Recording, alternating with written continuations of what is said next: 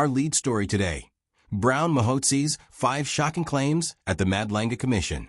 And what you're about to hear goes far beyond ordinary corruption. These are secrets, shadows, and revelations that sound more like a spy thriller than real life. Imagine a world where shadows dance with secrets, where the line between law and crime dissolves into thin air. This isn't fiction. This is the reality South Africa is facing today. And at the very center of it all is one man, Brown Mogotsi. He's not a politician. He's not a police officer.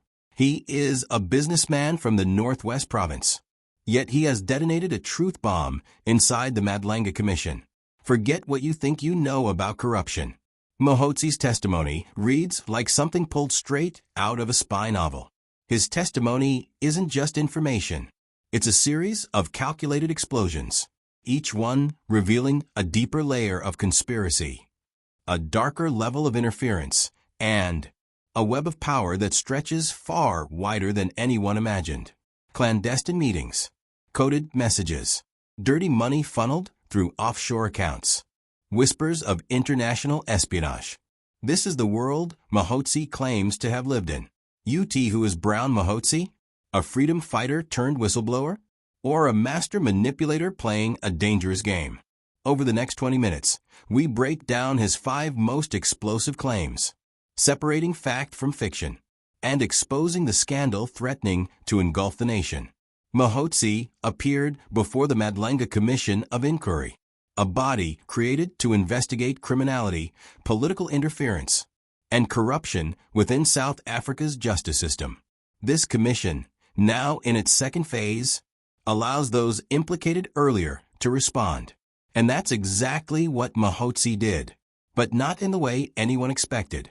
According to earlier testimony, Mogotsi allegedly acted as a link between political figures and criminal networks, including the businessman Vusi Matlala.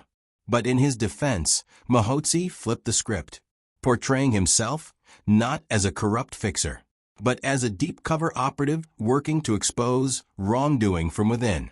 To understand the weight of his claims, we need to understand the man. Born in Sodden, Northwest, Mogotsi built a life surrounded by influence and secrecy. He owns an upmarket restaurant in Mahikeng, a known meeting spot for high-ranking officials, where tenders, deals, and political alliances are quietly forged. Past is even more remarkable. He spent time in exile during the apartheid era, trained as a combatant in the ANC's armed wing, Mkhwanazi, and received military instruction in several countries. He speaks more than 10 foreign languages, using them, he says, to keep his conversations secure from prying ears and listening devices. But his life hasn't been without controversy. He has a criminal record: assault, reckless driving, defeating the ends of justice. Sentences completed between 2011 and 2016. These convictions now cast doubt on his credibility and raise a critical question: how trustworthy is a man with such a past? Despite that, Mogotsi remains well-connected. He was once a lobbyist supporting Cyril Ramaphosa's presidency and maintains ties with top ANC figures and former struggle comrades. Earlier this year, KZN Police Commissioner Lieutenant General Mkhwanazi publicly named Mogotsi as a central figure in attempts to interfere with major investigations, including the disbanding of the Political Killings Task Team. WhatsApp messages surfaced hinting at coordination between Mogotsi, Minister Becky Seal, and high-ranking police officials. These allegations triggered a political earthquake. Minister Seal was placed on leave. The Madlanga Commission was formed. Police opened an investigation after Mogotsi's vehicle was allegedly shot at in Vosloorus. And then, Mogotsi finally arrived at the commission. Evidence leader advocate Matthew Chaskelson allowed him to present his entire story. Before cross-examination, what followed was explosive. Mogotsi says he was recruited in 1999 as an informant for crime intelligence. By 2009, He claims he became a contact agent, a role involving deep cover operations, legend building, and covert infiltration of high-profile targets. He says he even deceived Commissioner Mkhwanazi into believing he worked for the police, when in fact he claims he was secretly investigating the commissioner himself. This is where the story begins to spiral into double crosses, hidden agendas, and intelligence warfare. And that brings us to his next explosive allegation. Vusi Matlala, the businessman linked to drug cartels and our 360-million SAPS contract, allegedly bribed top police officials, including the National Commissioner and former Police Minister Becky Seal. Payments, according to Mogotsi, totaled millions, allegedly exchanged for protection, closed dockets, and influence over investigations. And I should also share, it's within those messages between me and Ket Matlala. The story that Minister Becky Celo was in Ket's house, it is true. We actually had to arrest Minister Celo at that time. He was affected by this POCA Act, the Proceeds of Crime Act. There was an arrangement. I believe when you get to those messages, one will be able to allude to the commission exactly what happened. It was during the ANC Lekgotla, when General Celo was in that house. And the basis which I also refer to, I'm saying when we reach there, it's written in my statement, the monies which Ket Matlala alleges to have given to Becky Celo, they are there. On the timing, when was Minister Celo in Mr. Matlala's house in relation to the award of the contract? It was after the contract was awarded, Commissioner. The contract was awarded last year, and the information said, and it's not only former minister, it goes to General Masemola also. It's not only General Celo. When the information came, they referred, of course, to General Becky Celo, that he has interest in that. And it is true that he would, from time to time, talk to Ket Matlala. But that time, because he was the minister, we could not do anything. Hence, the instruction was that let's wait for the elections. And indeed, the ANC parliamentary list, when it was published, Becky Celo was on the list around 200 and something to 300. We already knew he was not coming back to Parliament, and we waited for the new dispensation. And as a result, Minister Senzo Mchunu was appointed the Minister of Police. We continue with Brown Mogotsi's explosive revelations before the Madlanga Commission. And in this chapter, the secrets grow darker, the alliances grow stranger, and the stakes rise to the highest levels of South African law enforcement and politics. According to Mogotsi, a covert plan was in motion, a plan involving high-ranking figures, including Becky Seal and Masemola, to reinstate Seal and remove the suspended Deputy National Commissioner, Shadrack Sibiya. This allegation gains weight from a phone call made by Vusi Matlala, dialed from Kosi Mampuru Correctional Center shortly after his arrest in May this year. In that call, Matlala, desperate cornered, begged Mogotsi to remind certain senior leaders about their past arrangements tied to the controversial health contract deal. Mogotsi insists every detail came directly from Matlala during private conversations both before and during his imprisonment. The commission has already heard evidence of large payments from Matlala to various officials, including Sibiya, and contributions to political campaigns such as President Ramaphosa's ANC presidential bid. But until now, no testimony had directly connected Seal or Masemola to these transactions. Seal, however, has publicly admitted knowing Matlala, adding yet another thread to this widening web of influence and secrecy. And according to Mogotsi, Matlala's involvement in funding ANC travel, events, and even the prestigious January 8th gala dinner in Cape Town demonstrates just how deep his influence ran inside political circles. Moghotsi's third and perhaps most explosive claim centers on former police minister Mthethwa and his decision to remove Lieutenant General Mkhwanazi from his role as acting national commissioner. According to Mogotsi, Mthethwa confided in him privately, expressing serious concerns that Mkhwanazi may have been recruited by the United States CIA.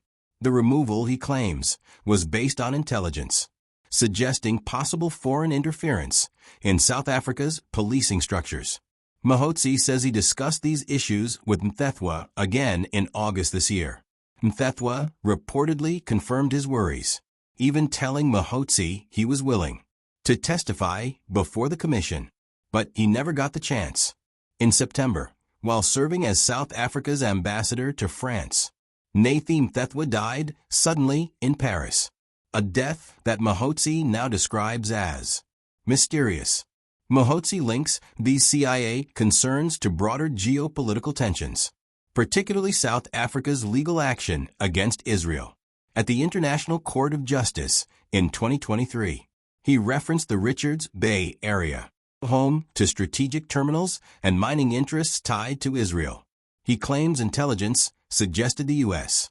feared South Africa might disrupt trade there, prompting covert intervention. Mogotsi says his source indicated Mkhwanazi's possible recruitment. Now, there is something, I believe the Commission will have access to that. The Commission should perhaps direct its attention to the crime intelligence in their archives. There is something called Boko Haram. It was a presentation, intelligence presentation, which was presented to the former Minister Bheki Cele. I'm going to give a bit description about that presentation. Commissioners, it was 6 pages. The Boko Haram, it talks to a man who was known as John Wick. This John Wick appears on the presentation of the intelligence presentation which was presented to Minister Bheki Cele. It has a picture of John Wick, his ID number, it has his previous convictions, pending cases, and everything, all the matters that were withdrawn against him. It was in 2018 October, Commissioner. Commissioner, John Wick is Vusimusi Ketmatlala. Even the picture is showing that. Now, former Minister Bheki Cele says now he only met him in December 2024.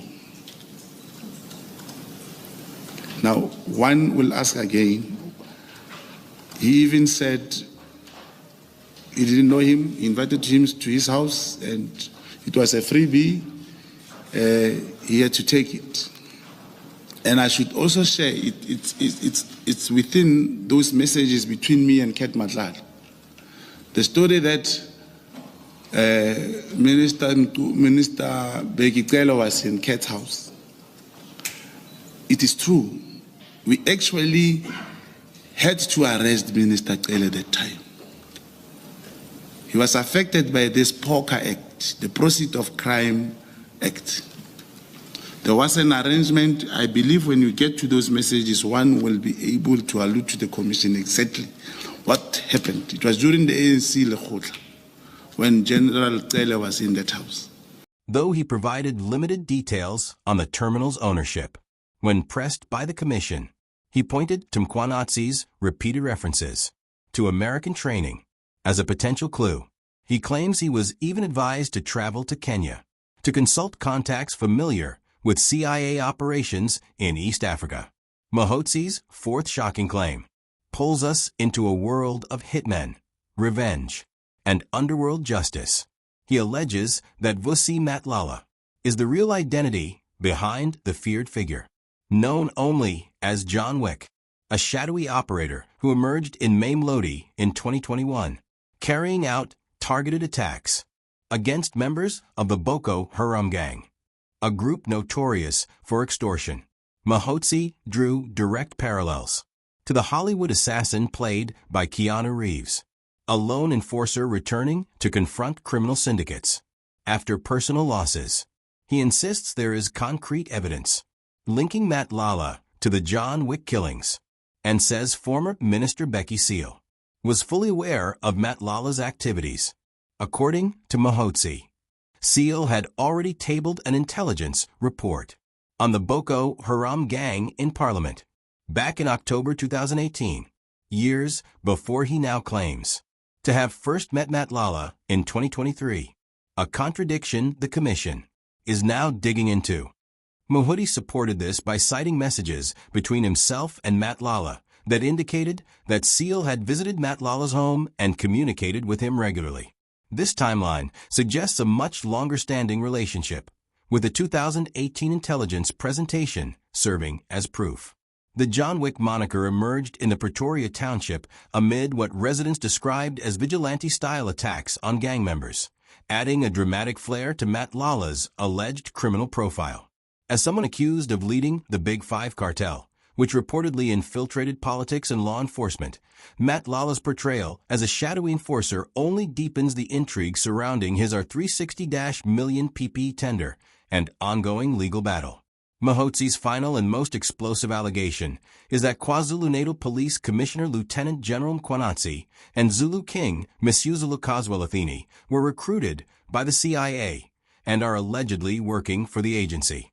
This claim, one of the most sensational of his testimony, is based entirely on what Mogotsi says he heard from a source in December 2023.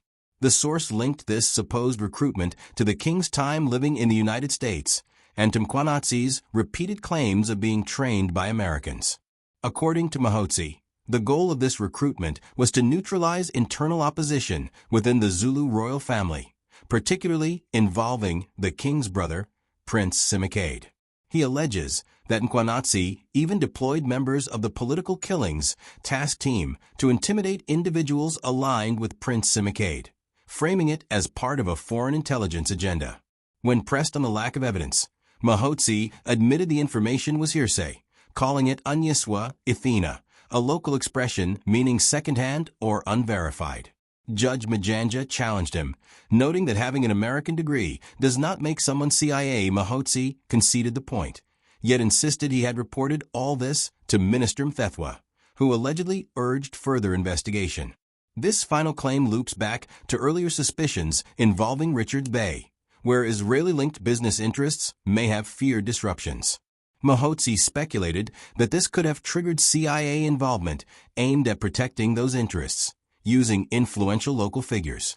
Beyond these 5 claims, Mogotsi described attempts to reform crime intelligence dating back to 2020, when the late Deputy National Commissioner Sindile Mfatsi approached him with concerns about irregular vehicle procurement, informant payments, and PPE corruption. Mogotsi claimed he uncovered inflated claims and unlawful cash payouts. After Mfatsi's death in 2021, now under investigation as possible poisoning, Mogotsi's handler allegedly warned him to lie low, adding yet another layer to the pattern of internal cleanups blocked by sudden deaths.